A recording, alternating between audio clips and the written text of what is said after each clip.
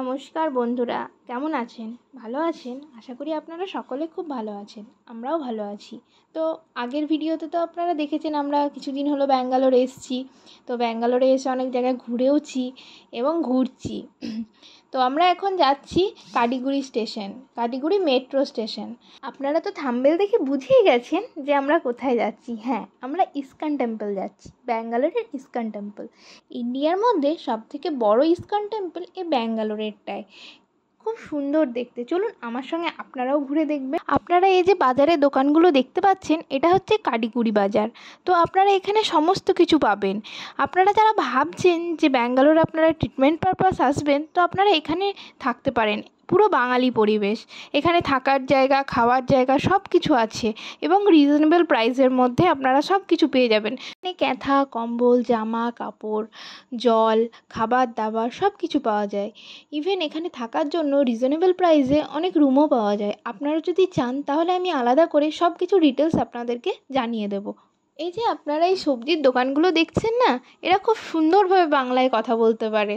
কারিগরিতে থাকার জন্যে সবই ভালো। এখানে কম খরচে হোটেল পাওয়া যায়, খাবার দাবার সব ঠিক আছে। কিন্তু কি জানেন তো, এখানে একটা ওভারব্রিজ আছে, ফুট ওভারব্রিজ।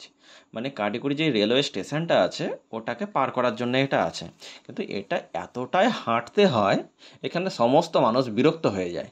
মানে সেই হেঁটেই যাবেন, শেষ হতে চাইবে না।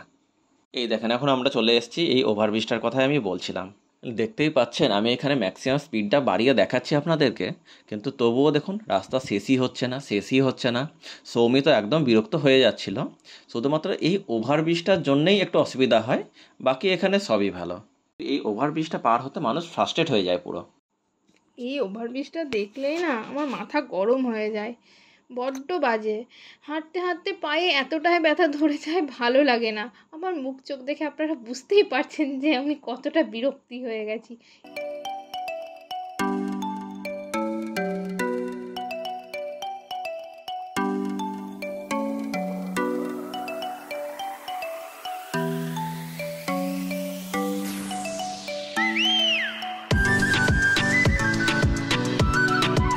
এই দেখেন, এই যে স্টেশনটা দেখতে পাচ্ছেন, এই স্টেশনটার কথাই আমি বলছিলাম। এই স্টেশনটার নাম হচ্ছে হোয়াইটফিল্ড স্টেশন। এই স্টেশনটাতে নর্মালি সব ট্রেন দাঁড়ায় না, কিন্তু যদি আপনারা ওয়েস্ট বেঙ্গল থেকে বা কলকাতা থেকে যেতে চান তাহলে হামসফর এক্সপ্রেসের স্টপেজ আছে, আর কিছু কিছু ট্রেনের স্টপেজ আছে।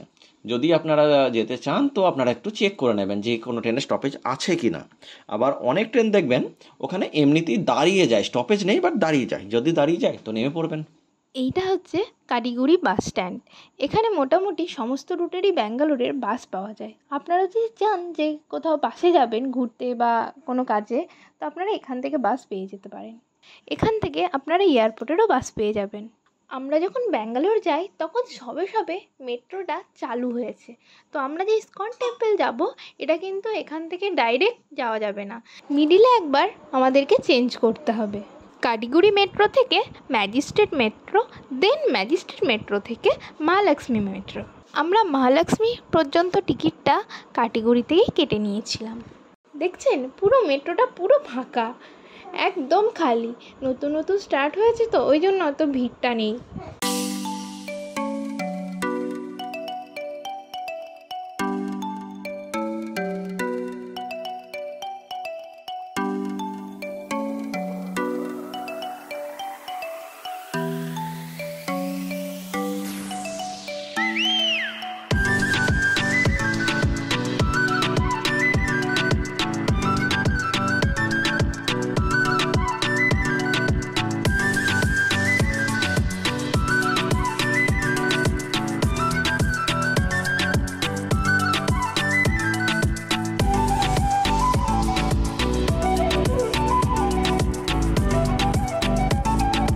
ফাইনালি আমরা মহালক্ষ্মী মেট্রো স্টেশনে এসে পৌঁছলাম। আসলে সেকেন্ড যে মেট্রোটা ছিল না, ওটাতে খুব ভিড় ছিল, ওই জন্য আমরা কোনো ফুটেজ নিতে পারিনি। এই গেট থেকে বেরিয়ে ডান দিকে একটু পায়ে হাঁটা পথ ধরে এগোলেই আপনারা পৌঁছে যাবেন ইস্কন টেম্পল। মেট্রো স্টেশন থেকে বেরিয়ে একটু খাওয়া দাওয়া করে নিয়েছিলাম, দিয়ে আমরা ইস্কন টেম্পল গেছিলাম।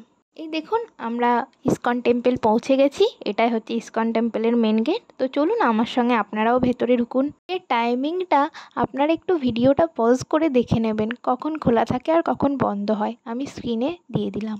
মন্দিরটা খুব সুন্দর, বড্ড সাজানো গোছানো। একটু গিয়েই আমাদের চেকিং হবে, দিয়ে আমরা ভেতরে ঢুকে যাব।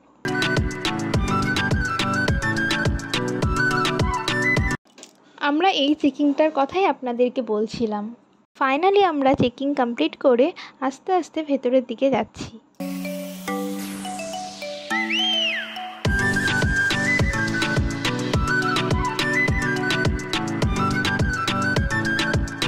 এখানে জুতো রাখার খুব সুন্দর ব্যবস্থা আছে।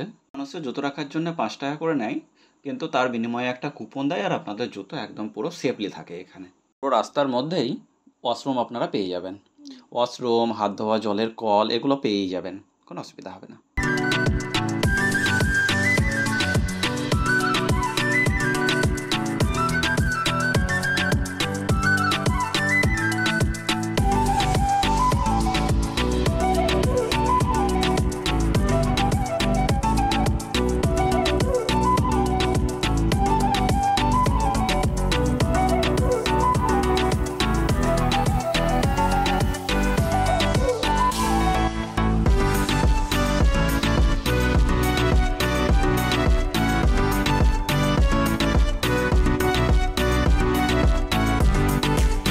ফাইনালি আমরা মন্দিরের দেখা পেয়েই গেলাম।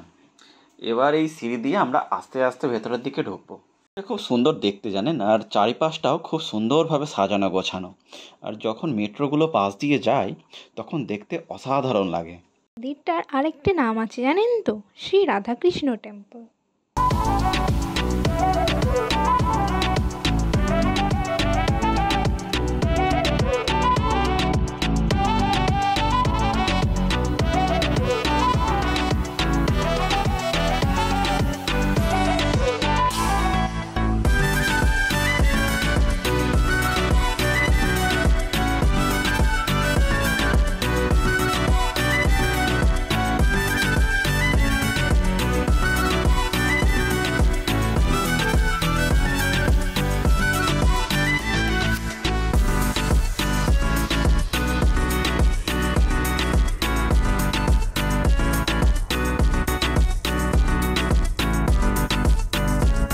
এই যে আমরা এবার মন্দিরে ঢুকে লাইনে দাঁড়ালাম, দেখছেন লাইনটা কত বড়।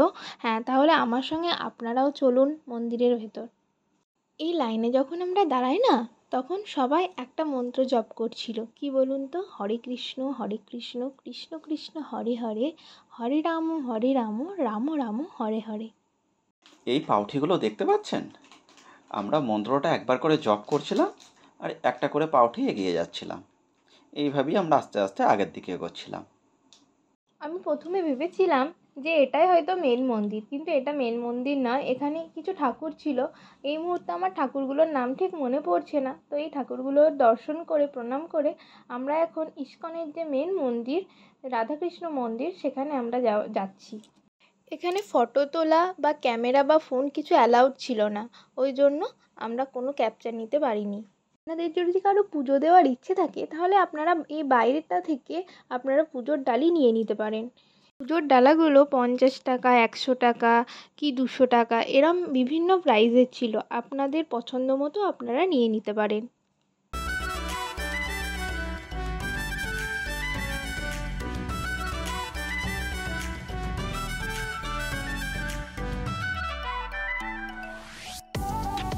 মন্দিরটা আপনাদেরকে ঘুরিয়ে দেখালাম। মন্দিরটা কত সুন্দর, তাই না বলুন? খুব সুন্দর। মন্দিরের মধ্যে অনেক ঠাকুরেরই ছবি আছে। তার মধ্যে এখানে মেন মন্দির হচ্ছে শ্রী রাধাকৃষ্ণের। মন্দিরের ওপরের দেওয়ালে শ্রীকৃষ্ণের ছোটবেলাকার সমস্ত রকম ছবিগুলো বর্ণিত করা আছে। যখন মন্দিরের মধ্যে ঢুকছিলাম তখন না মন্দিরে হরিনাম সংকীর্তন হচ্ছিল। ভেতরে ঢোকার পর জানতে পারলাম এখানে সবসময়ই হরিনাম সংকীর্তন হয়। শুনতে না খুব ভালো লাগছিল। আমরা যে পুজোর ডালাটা নিয়েছিলাম সেই ডালাটা ভেতরে গিয়ে একজন ডালাটা নিল এবং কিছুক্ষণের মধ্যেই আমাদেরকে প্রসাদটা দিয়ে দিল। মন্দিরটা না খুব সুন্দর দেখতে ছিল। কনস্ট্রাকশনের ওপর সোনার প্লেট দিয়ে বাঁধানো, খুব সুন্দর দেখতে লাগছিল। আর ভেতরে যে রাধাকৃষ্ণর মূর্তিটা ছিল না, সেটা লাইট শো খুব সুন্দর ছিল আর খুব সুন্দর দেখাচ্ছিল। আমরা ঠাকুর দর্শন করে প্রসাদ নেওয়ার পর এবার আমরা আস্তে আস্তে বাইরের দিকে যাচ্ছি। আমি তো আপনাদেরকে বলবো, যদি সম্ভব হয় আপনারা কখনো ব্যাঙ্গালোর গেলে ইসকন টেম্পল ডেফিনেটলি একবার ভিজিট করবেন। সময় আপনাদের সামনে আসবে মহাপ্রসাদ কাউন্টার। ওখান থেকে আপনারা বিভিন্ন ধরনের প্রসাদ নিতে পারেন বাড়ির জন্য। অতগুলো তো নাম আমার মনে নেই, স্ক্রিনে দেখে নেবেন কি কি প্রসাদ আছে, সেগুলো আপনারা নিজেদের পছন্দ মতো বাড়ি নিয়ে যেতে পারেন। এখানে প্রসাদের সঙ্গে সঙ্গে আরও অনেক কিছু পাওয়া যায়। সমস্ত দেবদেবীর ছোট বড় মূর্তি পাওয়া যায়। এছাড়াও সমস্ত ঠাকুরের ফটো ফ্রেমও পাওয়া যায়। যাদের বাড়িতে ছোট্ট ছোট্ট গোপাল আছে তাদের না এখানে সমস্ত কিছু সাজা গোজা ড্রেস পোশাক সব পেয়ে যাবেন। ছোট্ট ছোট্ট লাড্ডু গোপালও পাওয়া যায়, বড় গোপালও পাওয়া যায়। এখানে শ্রীকৃষ্ণ গোপাল প্রিন্টের খুব সুন্দর সুন্দর টি শার্ট পাওয়া যায়, এমনকি খুব সুন্দর সুন্দর ব্যাগও পাওয়া যায়। যদি শ্রীমদ্ ভগবদ্ গীতা কেনার ইচ্ছে হয় তাহলে আপনারা এখানে পেয়ে যাবেন। সমস্ত ভাষার গীতা এখানে পাওয়া যায়, বাংলা, ইংলিশ, হিন্দি, আরও অনেক রকমের ল্যাঙ্গুয়েজের, সমস্ত রকম ল্যাঙ্গুয়েজেরই গীতা এখানে পাওয়া যায়।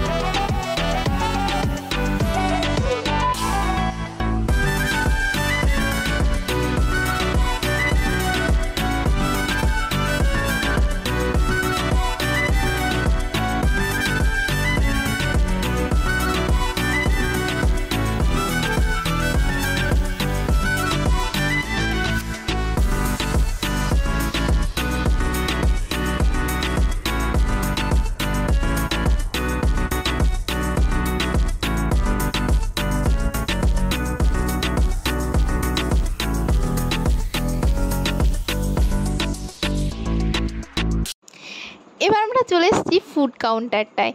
এখানে বিভিন্ন ধরনের খাবার দাবার ছিল। যেটা খেয়েছিলাম, মিল্কশেক খেয়েছিলাম, লস্যিটা খেয়েছিলাম, আর কিছু মিষ্টি ট্রাই করেছিলাম।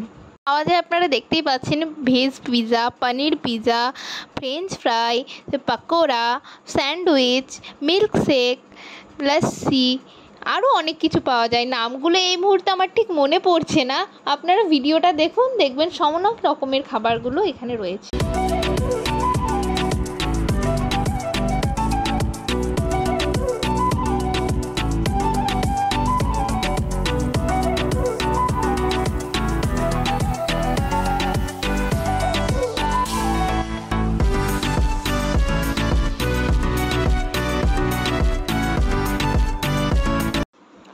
এখানে না ভোগের প্রসাদ দিচ্ছিল, আমি পলাশ দুজনেই নিয়েছিলাম। খুবই সুন্দর প্রসাদটা খেতে ছিল। আপনাদের বলতে ভুলে গেছিলাম, এই প্রসাদটা নেওয়ার জন্য না কোনো টাকা পয়সা লাগে না, ওনারা ফ্রিতেই দিচ্ছে, যে যতবার চাইছে তাকে ততবারই দেওয়া হচ্ছে। মন্দিরের ভিডিওটা কেমন লাগলো আমাকে বলবেন, আর ব্যাঙ্গালোর গিয়ে কারা কারা এই মন্দিরটা যেতে চান সেটাও আমাকে কমেন্ট করে জানাবেন। তো আজকের মতো আমি ভিডিওটা এখানেই শেষ করছি। আপনারা ভালো থাকবেন, সুস্থ থাকবেন, সাবধানে থাকবেন। আবার দেখা হচ্ছে কোনো একটা নতুন ভিডিও নিয়ে।